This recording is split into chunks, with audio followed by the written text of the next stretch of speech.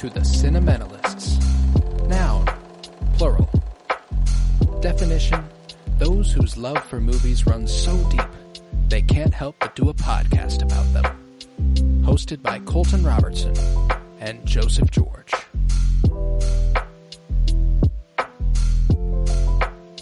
Hello everybody and welcome in to the Cinementalists and a very Merry Christmas to you. We are celebrating by covering The Holdovers. It was released on November 10th of last year, 2023.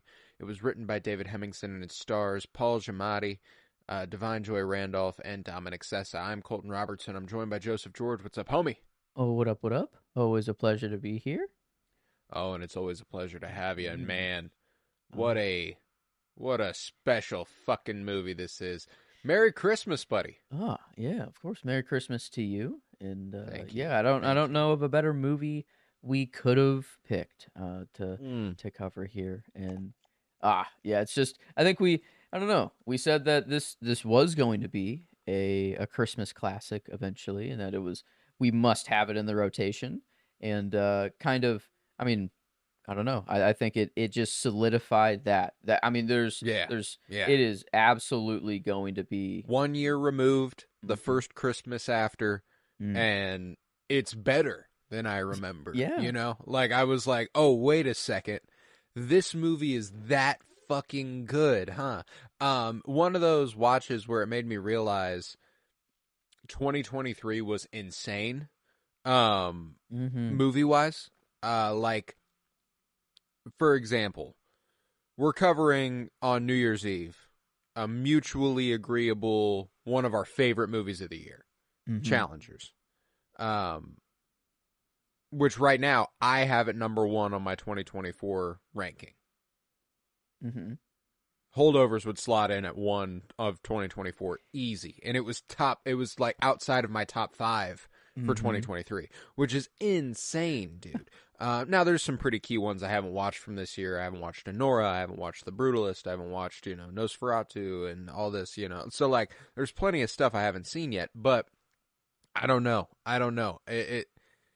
There's something special about this, and something special as a whole about last year's movies that we got. But how are you feeling after this watch? Yeah, I feel the same exact way because, like, even on my list, the movies that are below the Holdovers on the 2023 list are still they're still on the top of the 2024 list. Like, I mean, like, I guess La Chimera is kind of a weird one. I don't know where to place it. I don't know what year it fully belongs in, but like Poor Things, Zone of Interest, even Ferrari. Zone of Interest is so like I mean there's a lot. It feels like the last year we were blessed a little bit. I don't know, the movie gods just gave us quite Spoiled the us. year. Yeah, I don't know if it was just an exceptionally good year, and then now we're kind of like, yo, why can't we keep up the pace, or if that. Well, there's a lot of folks who will contend 2022 is an even better movie year than 2023, which I don't fully agree with. But, no, I would say we are, I don't think any year is a bad year for movies, because, I do love Challengers. I do love Dune 2. I put La Chimera this year because I didn't get a chance to watch it till like halfway through this year. Love Lies Bleeding. I saw The TV Glow, The Beast. There's a bunch of great movies that came out this year. But the top of that list is shorter than the top of the list for last year. You know what I'm saying? Yeah. And no, it's interesting because this one, it's like the movie kicks off. I showed it to Emily. She didn't watch it last year with me, and she finally got around to it this time around. And like we were like 5 minutes in, and she's like, "Man, I wish we would have seen this in the movie theater." And I was like, I know, like, this is fucking gorgeous. It was, it's unbelievably good looking. And I think that the distance time has given us, kind of only showed us that more because, like I said, 2023 was an absurdly good year. Like, we'd been watching Killers of the Flower Moon and Oppenheimer and, Asteroid City and Past Lives and, all these really, really, really unbelievably good looking movies that are grand and unnatural Like Asteroid City is, a gorgeous movie, but obviously not what you would expect anything in real life to look like. Um, Poor Things, Mhm. gorgeous movie, same thing there. Oppenheimer, period piece, and bigger than you can imagine. Same with Killers of the Flower Moon, all that good stuff.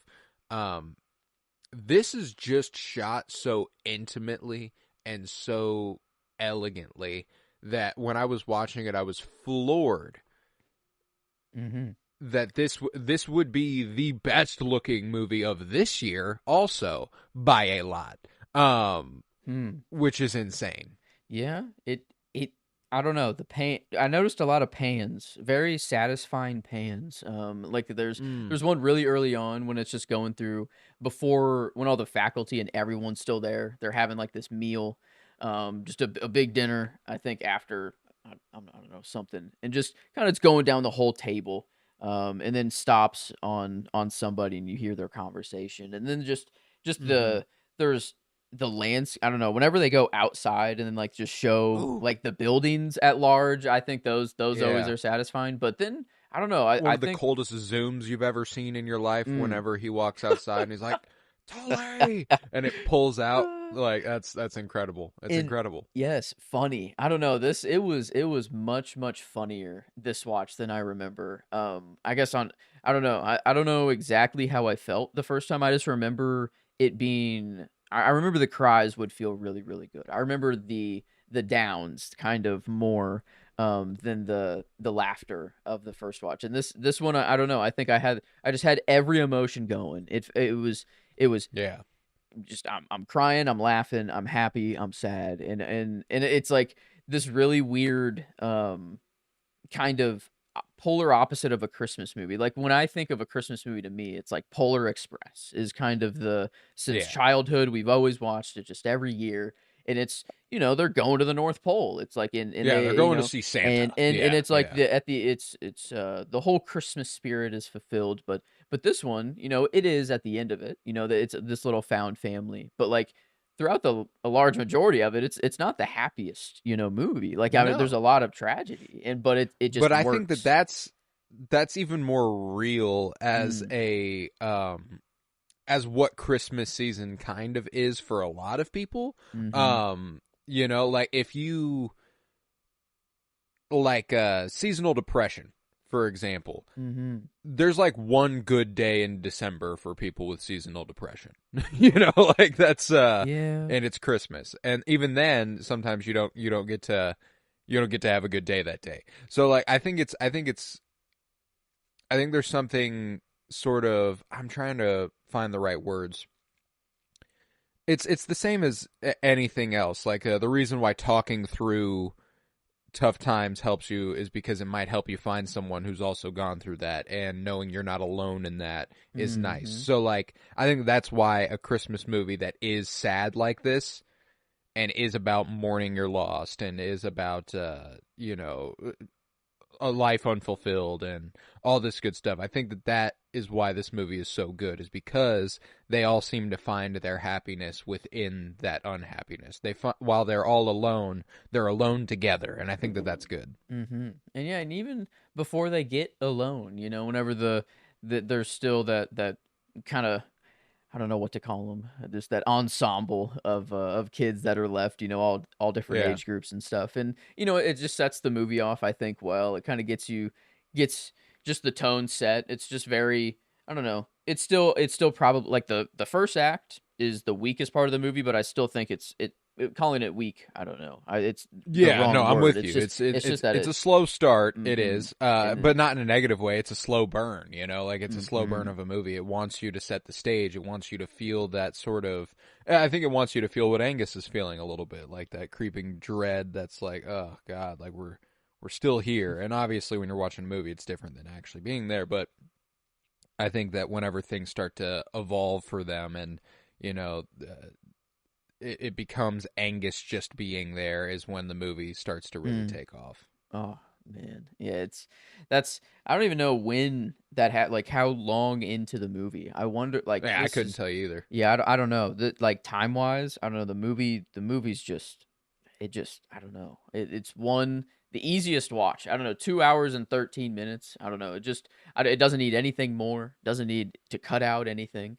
Like it just Mm-hmm. has everything paced just perfectly. And I think like for that, like it is this build.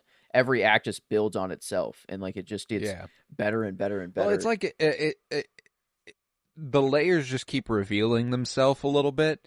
Like I appreciate that everyone at the start of the movie is shallow, like, and not Mm, like obviously not literally, but their portrayal of the characters at the beginning is shallow. They're all one dimensional at the beginning of the movie. mm-hmm. Um, and they get to know each other and we get to know them at the same time, and that sort of format and that sort of writing is really really strong, which is why like this absolutely earned that best original screenplay nomination.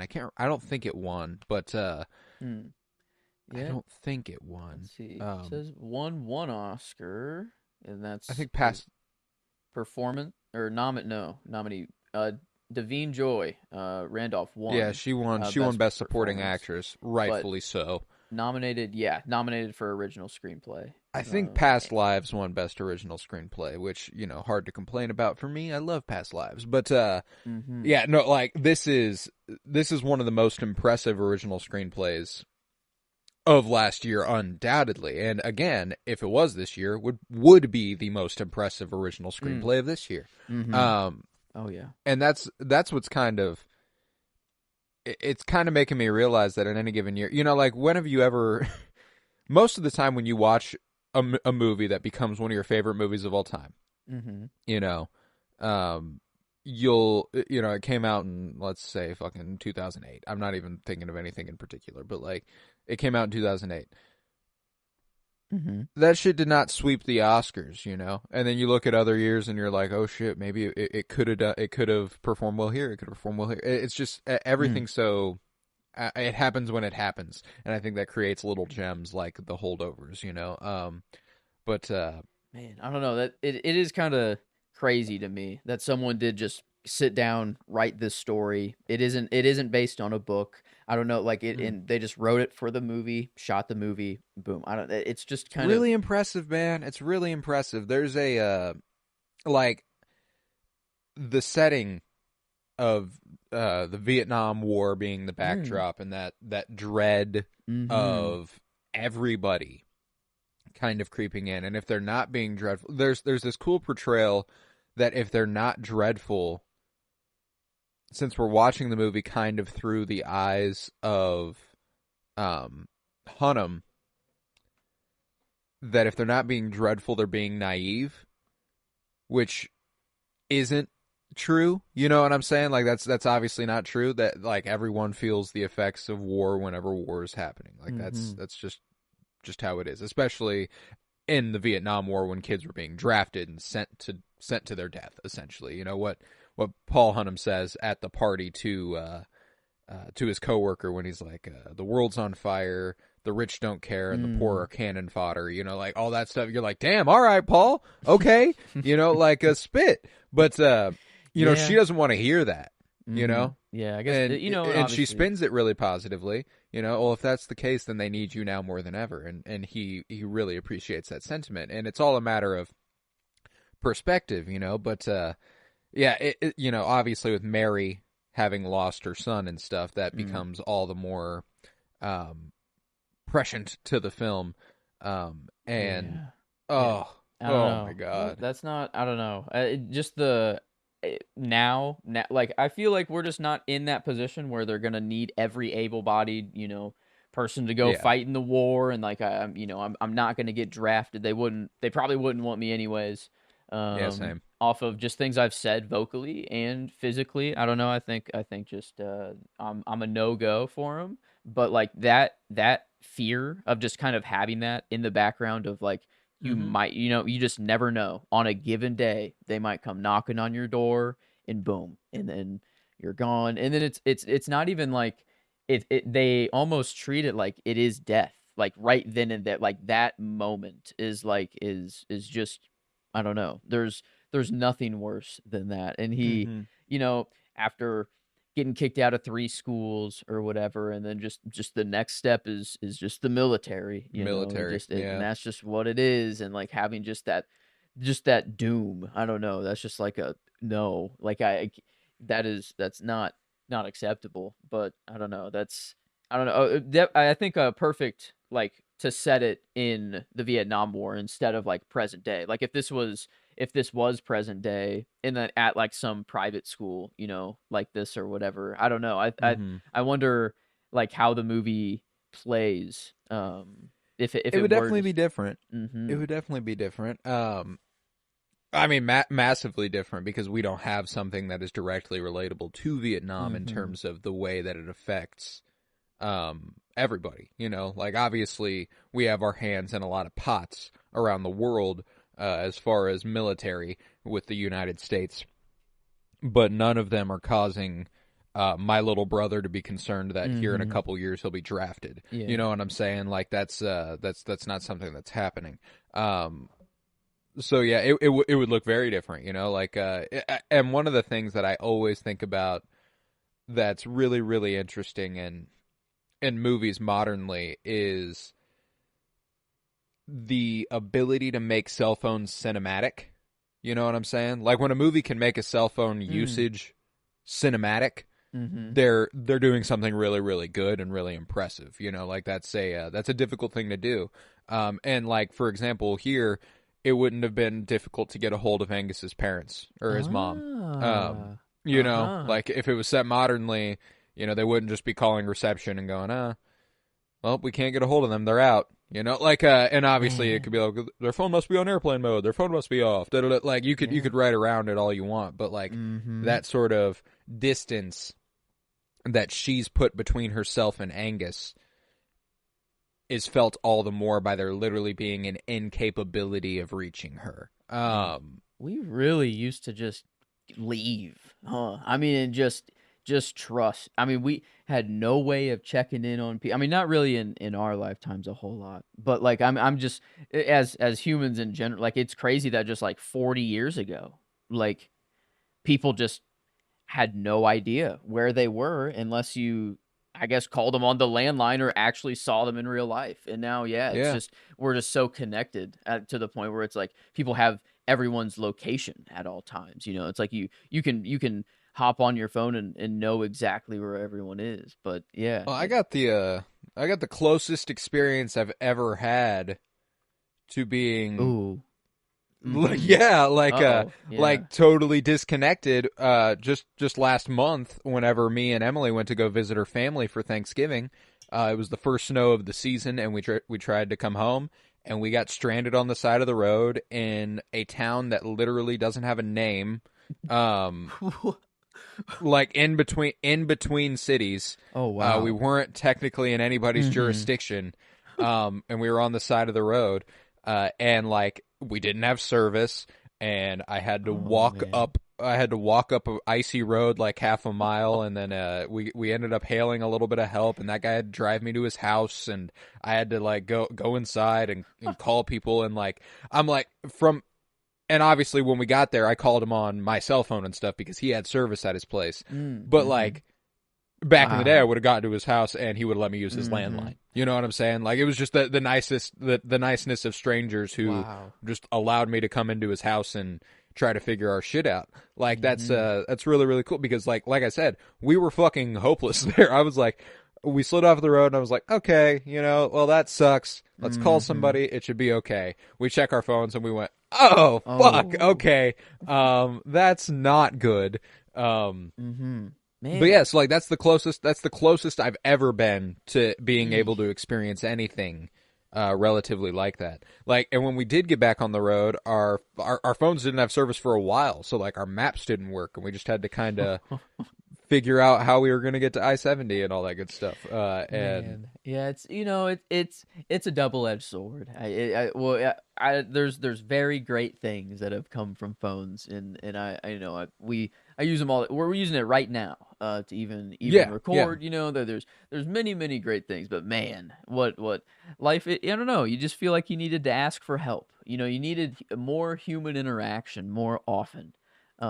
back then. And like in this, I feel like that's the heart, at least, of this movie is like it. Mm. I think Mary says it eventually. I think is like, people, you just should be with your people during Yeah. Christmas. Like it's just kind of what it is. And it might, I don't think she said family. I think she just said like you should just be with your people. Like it's not, I mean, Mm-hmm. for most people it's family, but then, for some, their father might be in a mental hospital, and they Yeah. have no idea what's wrong, and like there's just, you never know what people are going through. And it's, I think that this, it kind of just highlights it, like in three different characters that are all wildly different, but they all just are going through their own pain, and they all just came together over it. And it was, oh man, yeah, this is easily, like, I mean, even like, I don't know, Polar Express was dethroned, like it should have been on the first watch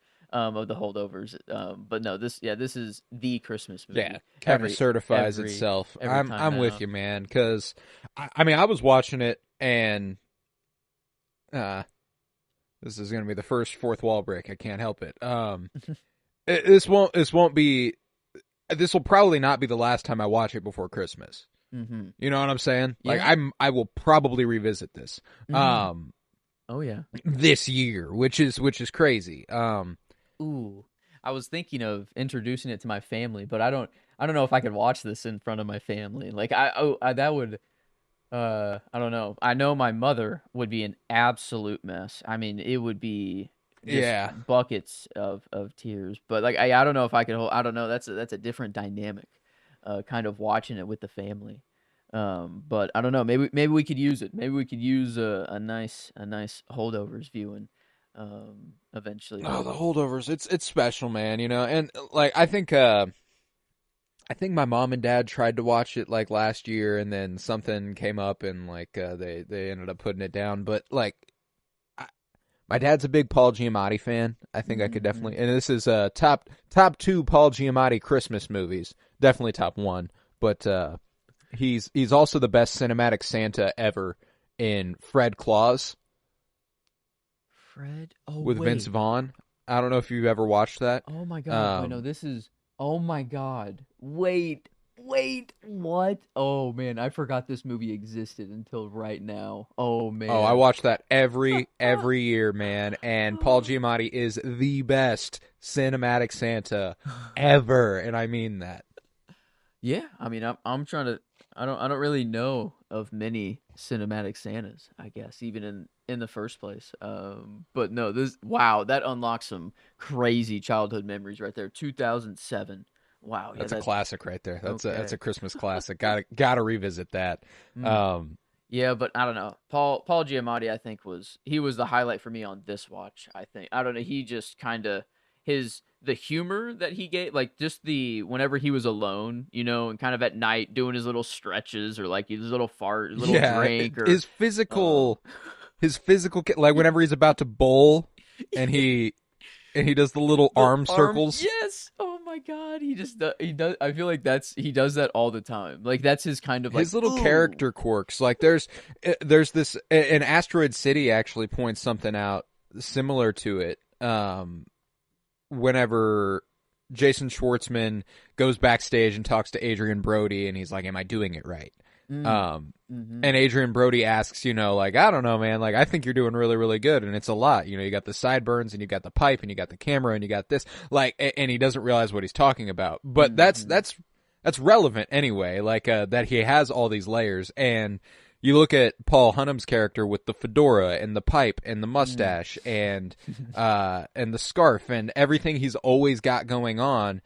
It gives you the illusion of a man who's hiding himself a little bit. Mm. And I think that that's really, really strong. One of my Mm-hmm. favorite shots of this movie, and it's just this really, really great fade, and it might be my favorite shot of the movie. I love the fading transitions, the way Mm. that scenes just kind of dissolve into one another.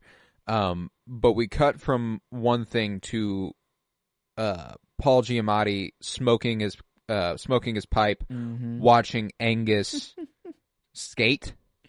Ooh. Oh, okay. Yeah, And yeah. it's this shot from like kind of behind his head. It's almost profile, but it's not quite far enough on the side of his face to be profile.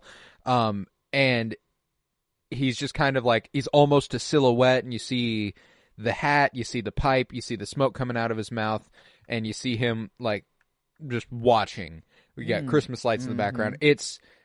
It's really really strong, and in that moment it just that's when that thought occurred to me that like he's buried himself behind this persona, you know. Mm-hmm. Yeah, I thought you were talking of a different shot, actually, that kind of is a little more funny, rather than like I think cinematic or beautiful looking. But it was when Angus was just doing laps, or he was making them run, and Right. he's out there and just smoking his pipe, and he as Angus is running by, he hits it a little more. He's like, and just kind of to fill the look, I think. But then he just starts coughing. He's like, "Oh no, that was like, yeah, Yes. that was too much." It was like he They run by and he it's overdid it. like, Yeah. if without exercise the body devours itself, and and Uh, and then he can't even stand there smoking without coughing. oh man, yeah. It's just it was just little like things like when the camera is just left on Paul Giamatti, and he He's that's so good. that's why I think like he has the most consistent performance across the whole movie, but like the peak, like who peaked in the movie, that's why I think the Oscar went to Davine Joy Randolph. There is like just she has like Yeah. the scene, and I think I don't know exactly whenever we first said this, but like there's the scene that is shown at the Oscars before their nomination, and this one, I mean, I don't. Hmm, I'm Take your trying. pick a little bit, buddy. Yeah, Which one are you going that's what I with was here? gonna say. Is like, wait a minute. There's scenes, plural here on I this mean, one. like when she's in the kitchen, and the he's gone, Uh, like that part's fucking. Oh my god, that tears me up. Whenever One of she's my even favorite drunk, moments in the listening to the movie is when music she too. goes home. Oh, Mm. sorry. Go ahead. Ooh, no, no, no, no. This is way better. No, this scene is no. Please Oh, when she continue on goes this home one. and she's Mm-mm. opening the box of the baby stuff, and then Mm-mm. we get that slow fade to like her talking to her sister on the bed, and Mm-hmm. the husband comes in, and you can tell it's been like Ooh. hours, like he hasn't been able to see his wife for a while because they've been sitting there talking to each other, and it's Mm-mm. it's it's Yeah. good stuff, man. That's it's good stuff. it's emotionally charged already, just her going home, and then the box opens and like the tears start a little bit, but then when the sister just walks in the room, whenever she just And enters hugs her. frame, boom, gone. Yeah, I mean, oh my god, no, it was over from there. And then yeah, I feel like the whenever, oh, is it, there's one I feel like, I don't know if it's in the room where they kind of watch the newlyweds. I don't think it's that room. I don't know what room it's in. I'm trying to think. But the one where they're all stacked, one after the other, like Paul Giamatti's on the left side of the screen, Divine Joy Randolph's in the like middle, and then in the background you can see Dominic Sessa. Is that the part you're talking about? Yeah, is maybe that is just, I don't know. I'm thinking of, yeah. I don't know what I'm thinking. Maybe I'm just thinking of the shot during New Year's whenever they light off that firework kind of at the end, and it Oh, is just kind of damn, zooming that's out good and though. like. But I mean, yeah, I had no. I think it was just the other movies in the year were so like cinematic focus, like Oppenheimer just coming out, Mm-hmm. and just like Killers of the Flower Moon, like these are people who are known in the game, like we just know we're going to get a cinematic masterpiece. So I think like I didn't really pay attention to it at all, but then on this watch, it just has this like I don't know, not a grain, but just kind of like this I don't know, just the constant look of the movie that's just, it Mm-hmm. follows everywhere. I don't know, this I love the color It palette. looks like a painting. Ooh, I like that. Yeah, yeah. It reminds me a lot of let's see, what's Barry Lyndon. It's a Stanley Kubrick movie um mm, that came out in the mid 70s. But every frame of that looks like it could be an oil painting, is mm, essentially what it feels like. And this feels very, very similar. Like one of my favorite shots is Paul Giamatti walking out into the courtyard, mm-hmm. and he's the only thing providing any contrast. Like the ground's covered in snow, the Mm. background snow is falling. Mm. It's like a white screen. You can see the path he's walking. Like there's barely any value to the shadows, and then it's just him, and he's walking through this like white landscape, and it's fucking gorgeous, Mm. dude. And he's doing his little stretches during that part too, so it's just a nice little Uh, character beat. But man. yeah, I mean it's beautiful, and I want to connect it back to the staging I was talking about a second ago. Whenever he's talking about his monograph, Mm. Oh, and okay. Yes. Thank you. yeah, That this this is scene what. provides my Okay. favorite line of. I mean, the line of the decade, maybe. Mm. Also, by the way, whenever, um, you know, Angus is like, "Why not just write a whole book?" And Mm-hmm. he's like, I don't think I have a book in me." And she goes, "You can't even dream a whole dream, can you?" I Damn. fucking lose it, man. And just the way, like, there are so many, like, Divine Joy Randolph has a performance that is incredibly nuanced but even more so than Paul Giamatti, which is crazy. She has a little bit more of a she has those moments, you know what I'm saying? Mm-hmm. Like you said, the Oscar moments where you point to that scene and you go, "Yeah, that's an Oscar-worthy performance." There's just kind of a character building that Paul Giamatti does Mm-hmm. that makes Paul Hunnam so fucking real. And it's these little things he does with his face and the ticks he does with his body. Um, like whenever she says that, there's this look on his face that he's like, "Yeah, I can't." My favorite piece of facial acting in the movie is when he's at the party Mm-hmm. and the chick he's been hitting it off with gets Oh. up to greet her boyfriend, and he watches them kiss, and he just turns around and sits there, Oh. and he like Yep. blinks, and I'm like, oh Mm-hmm. my god, he like perfectly captured a feeling almost everybody has had at some point, Mm-hmm. in like a single look. Like you don't even, it's just the way he looked at that moment. You're like, oh man, dude, yeah, that's not good. Man. Yeah, I mean, in his defense, she was sending him some signals, you know. I mean, the cookies at the beginning, you know, like I didn't make these just for anybody. Like, and then she's like, "Oh, Yeah, I only made them for you, actually." And then right. it's like, so I mean, I don't know. There were some signals there. But man, yeah, no, that Well, look and I was. think that goes back to us watching the movie through Paul Hunnam. You know what I'm saying? Mm, Like, we get to perceive everybody almost on the same level that Paul Hunnam gets to perceive them.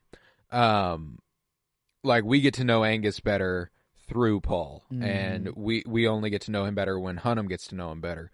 Um, and I connected it at the beginning to like everybody's really shallow at the beginning. Hunnam is making himself that way. You know what I'm saying? And it's only when mm, he's more comfortable that he starts revealing himself a little bit to them, and that's what we're seeing there. Um, mm-hmm. Yeah. so like us picking up those signals, he's picking up those signals, and Angus Mm, picks up those signals. He's like, "You two have chemistry. Like you guys are mm-hmm. hitting it off. Like all that stuff." I think it just kind of goes to show that if Hunnam is willing to open himself up, he's capable of that sort of connection. He just doesn't allow himself to feel it unless somebody's already sending him that vibe. Mm. Yeah. Yeah. This, I don't know, just a track. Very weird feelings for me, like about this movie. I don't know, just being like, I feel in this very weird middle ground between Paul Hunnam and Angus, where it's like if I stumble too much in the wrong direction, I become a bad student and I become Angus. But then if I just stay in Rolla forever for the rest of my life, I become Paul Hunnam. You know, I feel like I lose Right. everything, and then I don't like it. So it's like this is just kind of a like at the end of the movie, it's like they both benefit from this. Like even though Paul gets fired, you know, at the end. Like he It's what like he this. needed. Yes, this is he act like he needed to go, and like he just needed to leave and start his life, and then now Angus is gonna, you know, he has a different view on life, I think, you know, and just Hmm. he'll move forward with the experiences now, and I think Well, and he's been given the privilege of continuing down his path. Mm, You know, he hasn't been handed a death warrant, essentially. You mm-hmm. know, like his life That's could have true. been saved by this, which is it's insane to frame it that way, but that's real shit. Like his life is Mm, literally saved by this potentially, yeah, which is yeah. a wild Oh like, and man. that's what adds a layer to Mary being present the whole time is like just the whole idea that these kids could be at danger, and none of them are. Like none of the kids that we see are at Mm-hmm. danger of that.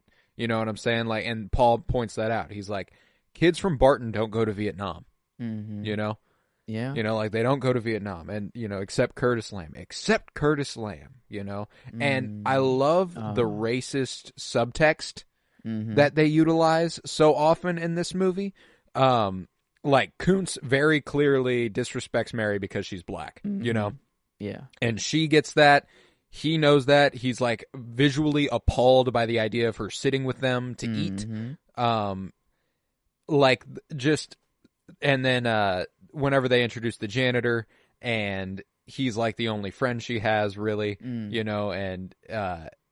and like whenever he gets to the party, he goes to her first because she's the only other black person in the room. Like and I think Mm-hmm. that that's the way that they build that sort of a layer to it. Whenever it specifically pays off for me, whenever Paul Giamatti delivers that line where Ooh. Angus is like, "Except Curtis Lamb," and he goes, "Except Curtis Lamb," like, and Mm-hmm. you can feel the pain he has for Mary, and Mm-hmm. for generally the whole state of everything, and I think that I don't think I gave this movie enough credit in that regard last year, was how politically keen it was. Mm-hmm. Um, Oh yeah. Like it's sharp, man. It's sharp as a tack. when Paul like finally lets it go at the whenever what was the kid that gave Mary the nasty look? Kuntz. Kuntz. Yeah, Kuntz. Yeah. And so yeah, whenever he gives her that look, and Mary obviously saw it and was like, "Oh, okay, I'm good." And Paul finally is like, "Okay, you know what? This little shit deserves it." For Uh most people, life is like a henhouse ladder, oh, shitty and short. damn. I love it. I love Ooh. it. And another one of those the fade transitions there. Right, he has his finger up, I think, or maybe like a knife or a fork, maybe something like that, and just a fade transition there, which was Yeah. nice. And man, yeah, it's just they get the war right. They get the racial charged, just everything politically. I don't know if there's really a part of the movie I can't complain about. And it's like it didn't even need that. It's like No, no, no. it's not even a large part of the movie, but it's just done so well. And then just kind of, oh man, I don't. There's so many moments that just like get me to instantly just like I don't think I'm gonna cry, and then the moment hits, and I'm just like, oh fuck, like I don't. Mm. It's just the threshold has been reached, and I don't know. I guess the end is kind of just this constant, more of a constant cry with Steady peaks flow. throughout, Yeah. and just the whenever Angus thinks he's about to go to boarding school, and he just says that he's like, "Yeah, I think I'm getting kicked out. That means She just holds his hand. oh my No. god, just that little extension, just like no words spoken. It's really like the moments where no words are spoken, and it's just everyone Mm-hmm. understands each other, and oh my god, I don't know. It's this a crazy mix of three people. Like I don't know why. I texted you like I want this experience a little bit. I want to be like in this Right. abandoned, not really abandoned, but just very bare bones and really get to know just two random people that I would never get to know through any Right. other way. And but no, I think I will enjoy Christmas with the family. I'm very grateful that I do have all the things I do. I think that's even it just is why this movie fits so well in the Christmas time. Is like it can only enhance if Christmas is good. It's like man, it's like even like so many people have it worse. Like it can only make my Christmas I think better. And Right. it's I don't know. It's just an absolute a constant in a lot of movies is like it's either I think I said that it's like it has to be unique or not trying to be anything else. But man, why does every good movie like not just take place in the present time, or like it's always some different time Yeah, period, little or period. yeah, or like even like a Star Wars where it's obviously not focused on the time period, but Right. it is set in a retro futuristic style. Like the time is Mm-hmm. always, I don't know, a factor, I feel like. I And think that there's something to be said for the idea that, because there are movies set in the modern day that resonate with us, mhm. But I do think that the benefit of time kind of puts distance between you and the subject a little bit. And it Mm. grants you access to something you're unfamiliar with, like, Ooh. Mhm. and I'm gonna go with another 2023 movie because it's one of my favorite examples of modern filmmaking set presently, Past Lives. Mhm. Um, that movie, and even then, it has a little bit of a period thing going on. The early 2010s with the Skype and Yeah. all that Okay, all that good true. stuff. Yeah, yeah. But even so, it comes around to be mostly present day. Mhm. And it's one of my favorite examples of that because it feels like that, and it's weird, like to set something satisfyingly in the present day that feels like it's in the present day. Usually, whenever something's set in the present day, it ignores that very fact almost. It just is. It just Mhm. exists. Yeah. I think that heightening the environment and the setting only makes things better. Like when you're focused on the production design, that then the way that you have to be focused on production design when it comes to period pieces, Hmm. it enhances the entire experience. Yeah. This might I think I guess Flower Moon and Oppenheimer and Asteroid City and all those things, like they're set in the uh, 30s, 40s, 50s, and they feel like they're set in the 30s, 40s, 50s, like it's mhm. really, really strong. And then this is a 70s movie, man. It might as well be a 70s movie. It's straight out of the fucking 70s. It's Mhm. cold, man. I love it.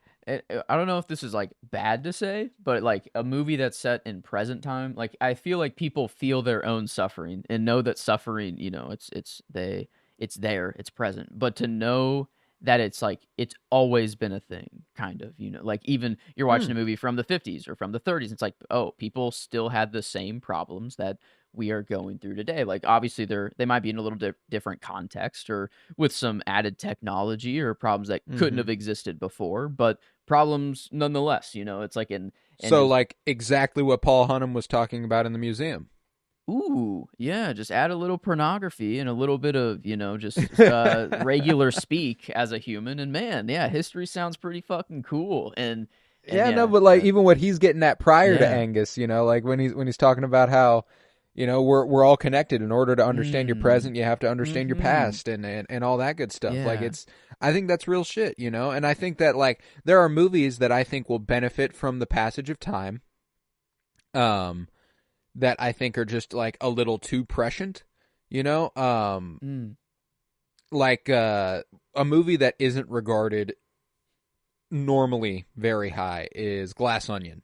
Um, Mm-hmm. Glass Onion will one day Oh. be looked back on as a really, really important and really, really good encapsulation of the early 20s. You know what I'm saying? Mm-hmm. Um, there will come a point when people are like, wow, that's a 2020 ass movie. You know what I'm saying? Like Hmm. but it's just a Okay. little too Yeah. on the nose for us right now. You know what I'm saying? Like, and Mm-hmm. because I like Glass Onion, but I don't like it nearly as much as I like Knives Out, and I don't like it nearly as much as I like some other movies. Mm-hmm. Um, Yeah, the whole pandemic, but the I do think masks, one the day, yeah, like the at the yeah, beginning, I like think for 20 sure. years Yeah. from now, 20, 25 years from now, somebody will go watch Glass Onion and be like, holy shit, that's what the 20s were like. You know what I'm Mm-hmm. saying? And I think that's cool. There's something to admire there. Um, Hmm. but, Yeah, it's like a weird movie that kept popping to mind, and not particularly weird, it's definitely connected just through the Vietnam, but Apocalypse Now. Like, mm. that's my frame of reference for the Vietnam War since I was born in 2000 is movies. Mm-hmm. You know what I'm saying? Yeah. Like the the literal. I understand the weight of that pain and that decision, and that lack of choice in being sent, because I've watched Apocalypse Now. You know what I'm saying? Like, and that's why movies are fucking dope, because like a different movie is informing the tragedy of this movie for me. You know what I'm saying? Like, obviously there are people who lived through that and they would understand it Mm-hmm. all the more, and like I can understand that, like, holy shit, if I was going to be sent to war, that would be awful. Like, I can't even fathom that. If that was a real thing, that was, like all that stuff, whatever. Um, but like what is informing my understanding of the tragedy of this movie, which is Curtis's death, Mm. like I'm imagining like Lawrence Fishburne's character getting gunned down in Apocalypse Yeah. Now, essentially. You know what I'm saying? Like the young kid who was 16, 17, had a whole life ahead of him, Uh, and he gets shot and killed in Vietnam. Like it's devastating. It's devastating stuff. And mm. I think that's why movies are cool, man. Like I'm using other movies to Yeah. inform my understanding of this movie, and it, again, to connect it to the period thing. I think that's what makes period pieces and stuff so strong, is that like you have a whole other swath of art to inform your understanding of this piece, Mm-hmm. whereas modernly it's just real life is kind of informing it, like real current events, real things that are happening. Yeah. And that's cool. It's understandable. Um, Yeah, big but difference between like reading it out of a textbook and like here's the literal facts of what happened during Vietnam, and then like right, seeing what people, people in the present day acting like a person would going through Vietnam. I don't know, like that's right, maybe that's it, is like knowing that these people are alive right now. Like they are present people, actors, but they can still portray as if they're they lived through the 1970s. They are actually right. going through the Vietnam War right now, and it's, I don't know. I've been using like, I don't know, shared suffering, or like it's all kind of bad, but I think it's just like it's not really just suffer. It's just sharing just experiences at large. I think Mm-hmm. it's just like the more, I don't know.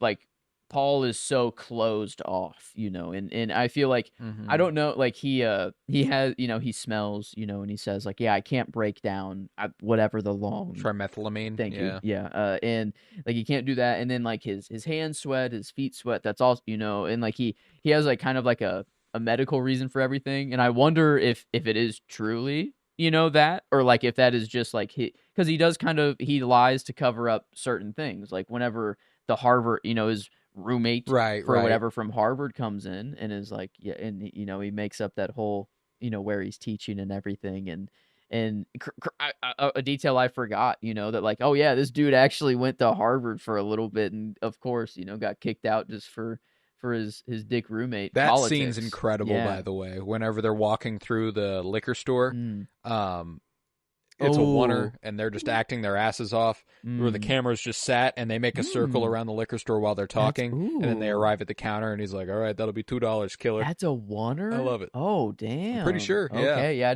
didn't pick that one up, but I mean, maybe just because I was so into the scene there. Yeah, and like I don't that whenever they leave, and Angus just goes, "What the fuck was that?" Like what What the the fuck? fuck Yeah, just like happened? what? Yeah, Oh yeah, I that love what it. did I love whenever he gets over the top. It might be okay for you to sit inside and read books all day, but I'm losing my goddamn mind. Yeah. I love what he does with this movie. And again, it's insane that this was his first movie role. Wow. Insane that he was just attending the school they were shooting at and tried out, and they were like, "Yeah, we like you, dog." That's insane. That is, I mean, hats off to the guy. I mean, man, yeah, I wonder what he was thinking of going to school for. If he thought, if acting was even in the realm at all, or if he was like, ah, I'll try this out. Um, Yeah, right. wow, Yeah, I don't yeah, I know, mean that, but yeah, not even. I guess he looks like Now You See Me 3, possibly. he's Upcoming. going to be the lead in Um, the Anthony Bourdain biopic. He's going to play Anthony Bourdain. oh, okay, okay, let's go. Yeah, I don't know. He just he's why, I don't know. He's got a unique look. Like he's his neck particularly. I noticed this. I don't know. He uses his Mm-hmm. neck, um, like very he's very expressive. I don't know. I feel like with his His head body. is very independent from the Yes. rest of his body. Mm-hmm. Yeah. And he can use it as like a facial expression. And I don't know. It's Yeah. something. I don't know. It's just a different tool in the bag. I think that he has. But man, yeah, he's going up against, I mean, there's just two other people that are acting their asses off aside of him. But man, yeah, I mean, it's Yeah. everyone. I mean, these three here are just filling their characters so well that like I don't know. I don't really see Paul Giamatti. Like it is just Paul. Like he has that. Yeah. I It's don't know Paul this. Hunnam. Yeah, and then just looking like I knew, which eye to look at, after the first watch. So like, I was looking at that eye, or I was trying to. Whenever I didn't remember it at the very beginning of the movie, but then I'm like, oh yeah, no, I'm supposed to be looking at the good one, or like it's this one at the end, and then it just makes that moment at the end hit even better, Mm-hmm. and it I he. just love that. I love that it switches throughout the movie. Like he says, it's this one, and then Oh they wait, cut to him that's walking away, right. and it's the other eye. Um, I forgot. Oh man. Oh, that is. Oh man, that's awesome. Yeah, it is. yeah, they switch It's his lazy eye throughout the movie. what like just. Oh man. Wow. And I thought I was even picking up on it this time. Nope. I just maybe I'm just looking at whichever one was the good one. I'm terrible with like left and rights or like a person like a mirrored. I don't know the person that's facing me like their left shoulder. Like it's crazy that people like can just on a football field like look at a player and be like, oh yeah, that's his left shoulder. Or like he just like I don't know. I don't know why that's so difficult for me to like just look at a person and know which side is their left or right. But yeah, I had no clue it was switching even this time whenever I thought I was even picking up on it. But man, I don't know. The part I love about that, like whenever he's like he does say it's this one. Like I don't it's not really that moment of like that they're connecting where he can tell him, hey, look at this eye. It's more of um like he feels fulfilled there. He's like I wanted he said I don't know who he was talking to, but he's like I thought I could have purpose here or I thought I could make an impact mm, in here. And I think like this if he had a purpose or if he had like a meaning for being here, like it was kind of this moment. It was to kind of save Angus from going in the military and then also for him to finally realize that he needs to move on and go and it was it's not the impact I think he was thinking like he wanted to inspire the youth and and teach them to be good young men whatever but then it actually ends up just being very small it's him and just a young kid that ends up getting the largest impact because everyone else just hates him it's like he right. did not become the teacher he wanted to be unless I don't know unless this is truly his vision from the start of what he thinks a good teacher. I guess he is a man of tradition. He does love to uphold tradition there, but yeah, I think this I don't know. The ending was just so and man, I don't know why. Every time I'm left wanting a little more from their goodbye. I felt a little more satisfied this time. But You want just the hug. yeah, You want the hug. Yeah. yeah, I feel like they made it. I like that's I don't know. It is kind of like the handshake. It's more of like it's more of funny now. Kind of like it's they just the look they give each other too of just like man, like it just the what a firm solid handshake and then just see ya, and then I don't know. I guess Paul gets the nice see ya, at Yeah, the he's end like there, actually but about to cry and shit. like Yeah. that's No, nice, I but think yeah. I don't know. I'm just I had that thought too, just because I was like, I think we've talked about this expressly before the ending of this movie. So I'm okay with it. One of the things that sticks out to me is that that's the first time they touch at all in the movie. Um, really. yeah, they don't shake hands or anything at any other point in the movie. So, um, Huh, okay. That does make it better. like there is something there, like and even so, I'm with you. I think that in a modern context, we probably do get a hug. Um, Mhm. but I do think there's I Okay. think they might be trying to show specifically with Angus's reaction and kind of his see ya, like Mhm. kind of what he literally says, I don't know what happened. I just know that I'm still here and you're getting fired. Mm. Like Yeah. I think there's a kind of ignorance in youth and that naivete that just kind of like things worked out my way this time. He even, like he even recommends, like, what if we skip class and we go grab a beer and, Mm. all that stuff, which is, Mm-hmm. the opposite of what he probably should be saying to the person who just preserved his position at the school. Like, Yep. You're like, damn, dude, I literally just lost my job so that you could stay in the school, and you want to skip instantly the first yeah, class right. right after, man. Yeah, no, but And obviously he's saying it to Paul Hunt. I mean, the whole like, yeah, your logic is flawless, but you should stay. But yeah, I guess the first touch, I didn't think about that because whenever I don't know if it is the first touch between Paul and Mary, but like whenever they're in the car and he just puts his hand on top of hers, and then Mary's just kind of like, yeah, "Ooh, Paul, like what, like come, like yeah. you He's like, sweaty sorry, hand," my and he's hands like, sweat. "Oh Yeah. yeah." So I think maybe it is just kind of like he knows this too, and like this is why he just never touches people. I don't know, like he feels like it's just kind of off limits. And I think like that moment with Mary, he kind of even like I think he was hesitating, and it was, maybe just because he didn't know if they were there quite yet or whatever. But Yeah. then that it does make that handshake at the end even more, satisfying now. Of like it is they Paul or Angus doesn't react to, he's not like, oh well, he might have gloves on. I guess now I'm thinking. I don't know if he has if Paul has gloves on at the end there, if it was a Oh yeah, true I'm not skin to sure. skin handshake there. But no, it was just yeah, it is. I don't know, the first touch that was just not thought of as anything disgusting for him or Mm-hmm. whatever. So Oh, um, that's true. I hadn't framed it like that. Like, it's the first time he touches anybody in this movie, and it's like not met with repulsion or hmm revulsion. Sorry, repulsion is a completely different thing.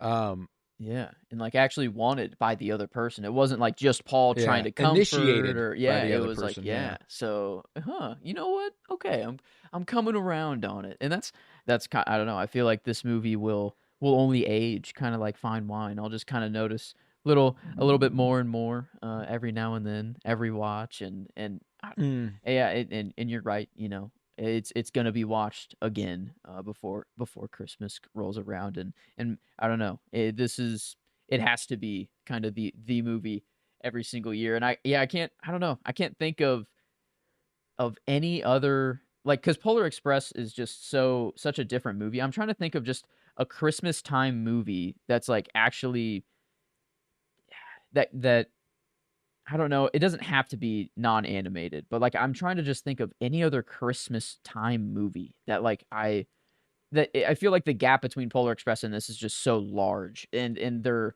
has to be a movie in between. Is what I'm trying like what I think, but You I should don't know. watch It's a Wonderful Life. Okay, well Um, maybe it is just I haven't gotten to him yet. Yeah. yeah, because I mean, I'm the same. I was the same until like this last year into this year. There are a lot of great movies set at Christmas time Mm-hmm. that aren't strictly Christmas movies that emanate the Christmas spirit and everything you're supposed to feel during like. And I think the Holdovers, it's a little bit more it's a Christmas movie, like you're celebrating Mm-hmm. Christmas in the middle of it and all that good stuff. Um, like because like Die Hard, that's not a Christmas movie that's set at Christmas, but there's also this in between spot between there and something like Polar Express, where Polar Express is about Christmas. Like it is Mm-hmm. like Polar Express, Elf, Fred Claus, Christmas Story, Christmas Vacation, all that good stuff. Those are Christmas movies that were inspired by the idea of making a movie about Christmas. And Die Hard, that's a movie that's set at Christmas, but there's this in between ground where I think The Holdovers kind of lies, where it is a Christmas movie, but it's about a lot more than just Christmas. And It's a Wonderful Life occupies a similar space for me. And that's the sweet spot. The movies that aren't just about Mm-hmm. Christmas and aren't just set at Christmas. There's something there's a middle ground there, and that's where you want to live. Um, Yeah, it's in a good Another good zone. one's Tokyo Godfathers. Got to check that out. Great Mm, movie. okay. Yeah, I don't know. This I think genres in which I'm lacking heavily. Romance I think is number one. I think I've never dove into the romance movie genre. And then two, at least just for right now, I feel like yeah, I don't have a lot of Christmas movies under my belt. At all. It's mostly just repeat watches of the Polar Express, and that's it. So yeah, Right. I need to to broaden my horizons. Need to just start doing. And I don't know. I don't It'll think be I'm one gonna of those be. things where you'll look into Christmas movies and you'll kind of be like, oh, there's a lot more good ones out there than I thought. You know what I'm saying? Mm-hmm. Because that's what happened to me. I was like, oh, wait, there's some pretty quality fucking Christmas movies out there that I was completely unaware of. I thought they were all the corny Hallmark movies and, shit like that. But there's more out there. There's more out there. But like The Holdovers, genuinely one of my all-timers now. And when we get to the 2020s ranked here in a couple weeks, you're probably not going to hear it for another month or so. Yeah. It's up there. It is. It's up there. It's up there. Yeah, man. But yeah, we need. I don't know. Maybe Christmas time. These last movies that are coming in for 2024 will shake it up a little bit. But yeah, as of right now, man, last year was. It's crazy that this is not. It's just easily one of this year. I don't know. It is just without. I don't know. There's no even doubt in my mind. But last year there's just so much just competition. I don't know. It's just we were cooking, but man, yeah, it was a pressure cooker last year, and hopefully 2025, we'll return. But you look at last year, and we got a fucking Nolan, and we got a Scorsese, and we got a Wes Anderson, and we got a Michael Mann, we got a David Fincher, and we got we got this, and we got a Gerwig, and we got all sorts of stuff that's just like, holy shit, like the auteurs were fucking cooking last year, dude.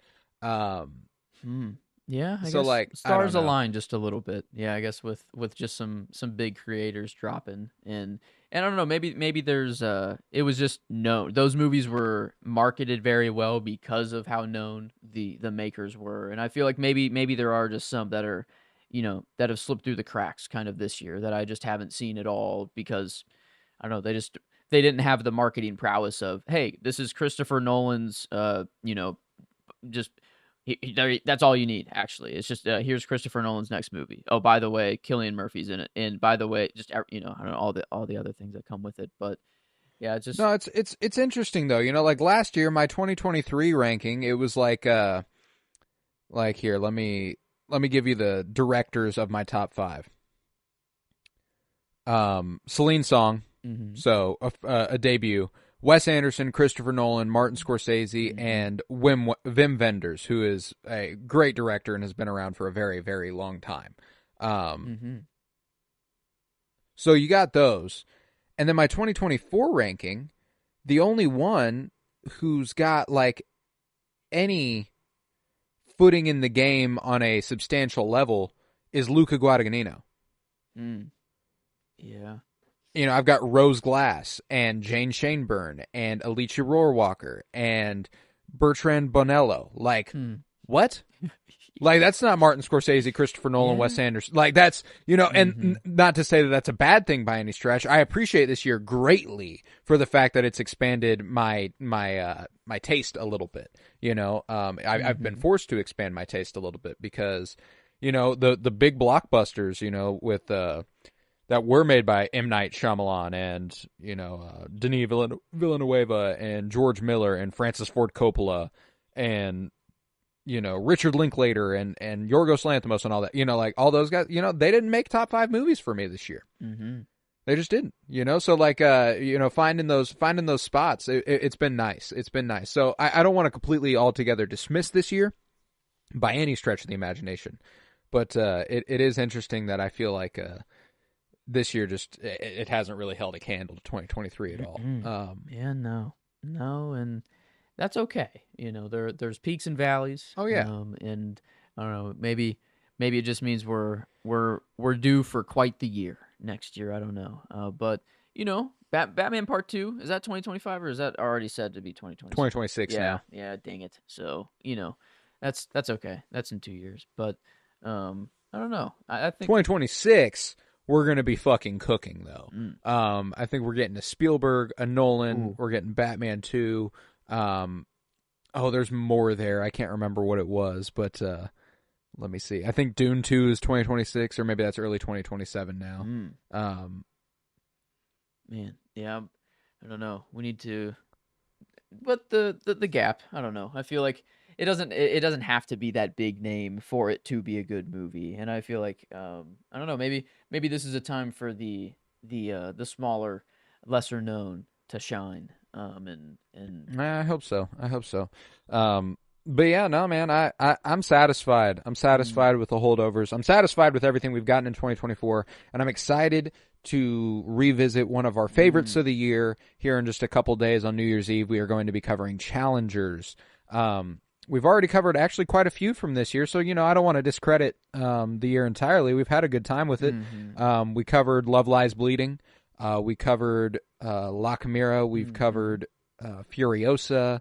Yeah, like we've had our fun. We've covered Hitman and Monkey Man, and we've certainly hit some goodies. So like, I definitely don't want to dismiss the year altogether by any stretch. But we are going to be covering one of our mutual favorites in Challengers on New Year's Eve, and we've got one more movie in the Lord of the Rings trilogy coming this Friday with The Return of the King, and those will be our last movies for a couple weeks. Because in January we are going to be doing our top 100 of the 20s so far. We will have 5 years down in the 20s, 5 years to go. So why not go over 2020 through 2024 a little bit, see what we got there. And that's going to be in 10 parts, 2 episodes every Friday.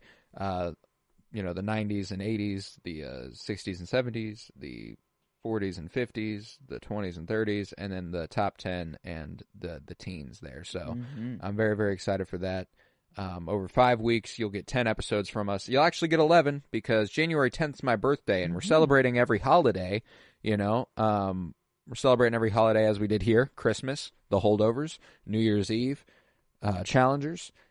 My birthday, we're getting free reign on our birthdays. Joe's got one coming up in March. I've got one next month.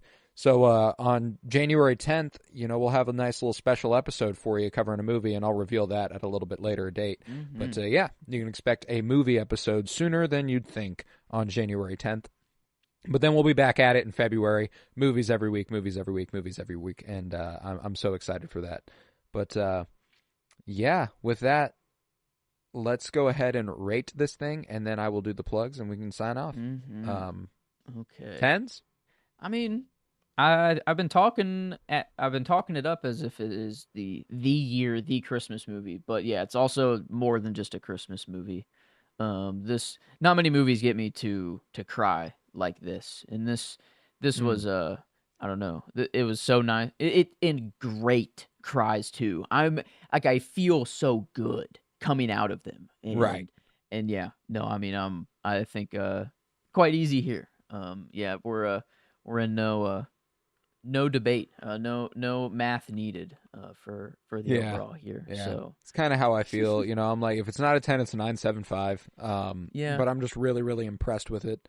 I mean, and it's all the more impressive than I thought, which elevates it to, like, I already held it in really high esteem, and then I watched it again, and it got better for me, which is hard to do. Yeah. So it just kind of knocked my socks off. So I'm comfortable with a 10 there. Yeah, it's like a different, like, Fellowship, just the most recent 10 that we've given. And it's like, on my favorites movies list, like, I guess I do have Fellowship above the Holdovers right now. But like, it's crazy that, like, there might seem like there's a lot of movies in between, but it's just, I love all of them that much. Like, the 5-star movies at the top of my list are all just, I don't know. It's yeah, they're stellar. Like, I mean, shit. Where I plugged it in on my favorite movies ever, I'm calling it a 10, and I'm pretty sure I've got it at, like, I don't know, somewhere in the 80s. Like, okay, wow, that's like, insane. I love a lot of movies, man. That's why I'm like, I don't know, like, yep, yeah, it's chilling at 26 for me. So I get, relatively, I think it's always kind of a good, I don't know. I always divide my number by 3 is what, or divide your number by 3 is what I've been doing in the past. But I don't know, maybe it's up to 4 now. 8. I mean, it's getting, I guess, kind of almost there, relatively. But I mean, it got quite the bump. I don't even know. I think it was in the 60s or something like that before, whenever I Mm. first opened up the list. But my favorites list is all kind of jumbled up. But I think the top Yeah, I definitely need to feels. reevaluate mine a little bit too. I've just Hmm. been kind of slowly, there are some movies where I'm like, the recency bias was a bitch there. Yeah, Might need to move that a it's tad. just an ever changing thing. I don't Yeah, know. It man. is. Like it's never gonna be a set. Like I could look at it any given day and move something. Mm-hmm. Even if I haven't watched it recently.